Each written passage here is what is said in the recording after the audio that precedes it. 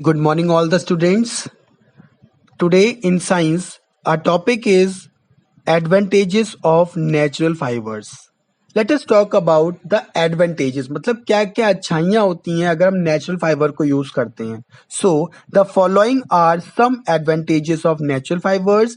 These are as follows. Number one, natural fibers are a renewable resource and can be obtained when required. तो जितने भी natural fibres होते हैं क्योंकि वो प्लांट्स और एनिमल से मिलते हैं इसलिए वो बहुत बड़े रिन्यूएबल रिसोर्स होते हैं. जब भी आपको चाहिए होते हैं इजिली आपको मिल जाते हैं क्योंकि प्लांट्स ग्रो करते रहते हैं. कॉटन का प्लांट वगैरह है, एनिमल शीप वगैरह, आप उसकी रेयरिंग वगैरह करोगे तो आपको अवेलेबल मिलती रहेंगी, कोई दिक्कत नहीं होगी क्योंकि रिन्यूएबल रिसोर्स है. Is that clear? Second point, they do not allow the heat of the body to go away and retain it. बहुत अच्छी खासियत इसमें ये होती है नेचुरल फाइबर्स में या नेचुरल फाइबर्स के बने हुए कपड़ों में, अगर बॉडी की जाड़े हैं, बॉडी की हीट अगर अंदर है तो वो अंदर ही रहेगी, बाहर नहीं जाएगी, आपकी बॉडी गर्म रहेगी. अगर आप उसे समर्स में पहन रहे हैं तो बाहर की जो हीट होती है वो बॉडी के अंदर नहीं आने देते. ठीक है, अंदर की जो कूलिंग है वो मेंटेन रखते हैं. इस तरीके से जो आपके नेचुरल फाइबर्स होते हैं बहुत ही अच्छे होते हैं, बहुत ही परफेक्ट होते हैं आपके, चाहे समर सीजन हो चाहे आपका विंटर सीजन हो. Next, cotton clothes can absorb body sweat in the summer. During the summer अगर आप कॉटन के कपड़े पहन रहे हो बेटा तो जितना भी स्वेट आप कर रहे हो तो स्वेट क्या करेगा, वो एब्जॉर्ब कर लेगा. आपकी बॉडी में स्वेट नहीं, मतलब आप जिस तरीके से बॉडी में बहता है ना स्वेट, वो नहीं होगा. वो स्वेट जो भी, जितना भी स्वेट आपका निकलेगा वो कपड़े एब्जॉर्ब करते रहेंगे और बाहर से हवा लगेगी तो वो स्वेट आपका ड्राई अप होता रहेगा. आपको कंफर्टेबल फील होगा जब भी आप कॉटन की क्लोथ्स पहनेंगे समर सीजन में. Next, they are comfortable in all seasons and cause no irritation to the skin. सारे ही सीजन में कंफर्टेबल है, कोई भी इरिटेशन कॉज नहीं करेगा क्योंकि बेटा गर्मियों में अगर पहन रहे हो तो स्वेट एब्जॉर्ब कर ले रहे हैं, जाड़ों में आपको क्या कहते हैं हीट मेंटेन रख रहे हैं बॉडी के अंदर, आपको इरिटेशन नहीं होगा, इचिंग नहीं होगी, आपको रैशेस नहीं पड़ेंगे बॉडी पे अगर आप नेचुरल फाइबर्स के कपड़े पहनते हो. फिफ्थ पॉइंट है आपका, their production and processing is eco friendly. उसको जब प्रोड्यूस कर रहे हो, मतलब जैसे शीप से अगर आप वूल निकाल रहे हो या फिर आप कॉटन प्लांट से कॉटन निकाल रहे हो तो बेटा ये जो उसका जो प्रोडक्शन होता है, प्रोसेसिंग वगैरह होती है, इको फ्रेंडली होती है. कोई भी इन्वायरमेंट को, नेचर को इसका कोई भी इफेक्ट नहीं होने वाला है, कोई भी पॉल्यूशन क्रिएट नहीं होता है बेटा. तो ये तो थे हमारे नेचुरल फाइबर्स के कुछ एडवांटेजेस. अब हम पढ़ेंगे अमेजिंग फैक्ट. अमेजिंग फैक्ट देख लीजिए क्या है. Levy Strauss invented the fabric called denim. सबने नाम सुना होगा, लेवी स्ट्रॉस का एक ब्रांड है जो जीन्स बनाता है. ठीक है, सबने सुना होगा, सबने परचेज भी की होगी. Okay, Levi Strauss invented the fabric called denim which is use to make blue jeans. तो ऐसे डेनिम को इन्वेंट किया लेवी स्ट्रॉस ने जो ब्लू जीन्स बनाने के काम में आती है. The blue jeans was developed by Jacob Davis and Levis Strauss. तो ब्लू जीन्स जो डेवलप हुई हैं तो वो दो आपके साइंटिस्ट कह सकते हो उनके द्वारा हुई हैं, Jacob Davis and Levi Strauss. कब हुई है? 1873 में.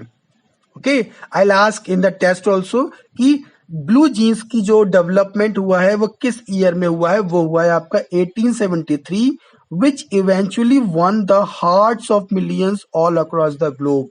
पूरे ग्लोब में सभी का दिल जीत लिया उन्होंने, क्योंकि आपको पता है नॉर्मल पैंट हम लोग पहनते थे कितने ऑड लगता था. अब हमारे पास आ गई है ब्लू जीन्स, सबसे ज्यादा अच्छी कलर एक ही है ब्लू. ठीक है, पहनने में काफी कंफर्टेबल होती है वो. तो ये तो था लेवी स्ट्रॉस का invention. Now talking about the next topic of the chapter, that is disadvantages of natural fibres. Natural fibres की कुछ डिसएडवांटेजेस भी है बेटा, क्योंकि हर चीज की अच्छाइयों के साथ कुछ ना कुछ बुराइयां तो होती है ना. So the following are some disadvantages of natural fibres. These are, number one, moisture absorption causes the fibres to swell and shrink. बेटा आपको तो कंफर्टेबल रख ही रहे हैं ये फाइबर्स, नेचुरल फाइबर्स, लेकिन जब वो मॉइस्चर को एब्जॉर्ब करते हैं तो फाइबर्स आपके थोड़े से स्वेल हो जाते हैं और श्रिंक कर जाते हैं. मतलब फाइबर्स, कपड़े ज्यादा टाइम नहीं चलते क्योंकि वो गलने लगते हैं कपड़े। Second, they have lower durability. अभी मैंने आपको बताया कि उनकी ड्यूरेबिलिटी थोड़ी सी कम होती है as compared to synthetic fibres, क्योंकि प्योर आपके मटेरियल के बने होते हैं, नेचुरल फाइबर्स के बने होते हैं बेटा। तो फिर जब वो आपके हीट के कांटेक्ट में आते हैं या आपके स्वेट के कांटेक्ट में आते हैं, ठीक है, अगर आप वॉश कर रहे हो बार बार तो वो जल्दी गलने लगते हैं और वो फट जाते हैं कपड़े।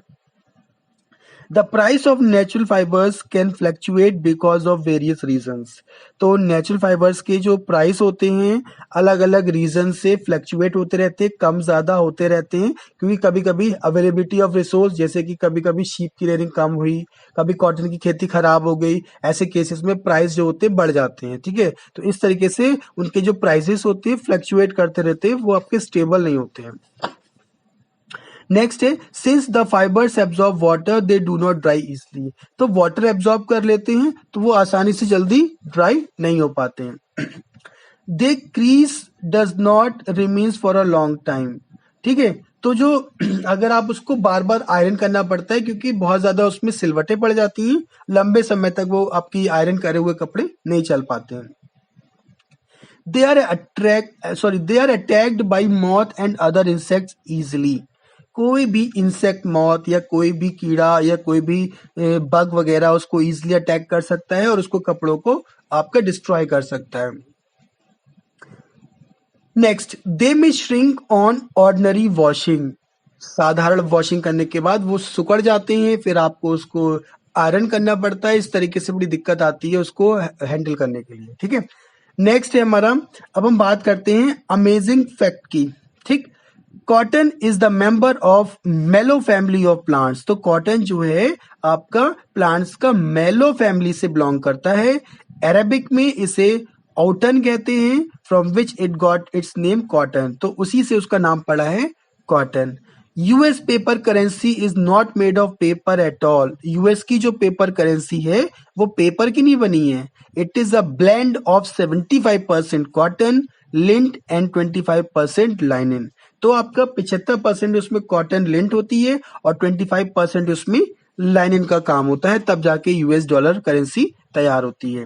Now talking about the main topic, that is cotton. Cotton is one of the oldest fibre that is still used in making cloth. Cotton जो है सबसे पुराना फाइबर है जो अभी भी कपड़े बनाने के काम में आ रहा है। It is used with other fibres to make blended cloth. इसका और फाइबर्स के साथ इसको यूज करते हैं और ब्लेंडेड क्लोथ को बनाते हैं। Cotton is still found to be one of the most comfortable material that can be used in every season. तो कॉटन को ये बोला गया अभी भी सबसे ज्यादा कंफर्टेबल मटेरियल होता है जो हर सीजन में उसका यूज हो सकता है। Cotton is a soft fibre. उसका जो अगर आप टेक्सचर की बात करेंगे बहुत ज्यादा सॉफ्ट होता है। That grows around the seeds of the cotton plant. तो कॉटन प्लांट के सीड्स के चारों तरफ आपको मिल जाएगा वो। ठीक है, उसे हम कह सकते हैं कॉटन बॉल्स। उसे क्या बोल सकते हैं बेटा? कॉटन बॉल्स भी बोला जाता है। तो बेटा आज का जो हमारे टॉपिक था वो था advantages of natural fibres, disadvantages of natural fibres, plus हमने अमेजिंग फैक्ट के बारे में भी पढ़ा, जो आपका ब्लू जीन्स है लेवी स्ट्रॉस ने जो बनाई है, और जो कॉटन जो है किस प्लांट से आता है तो वो हमने देखा था। ठीक है, यूएस की करेंसी थी वो हमने देखी थी। So please I request all of you to revise these points thoroughly. Okay, thank you.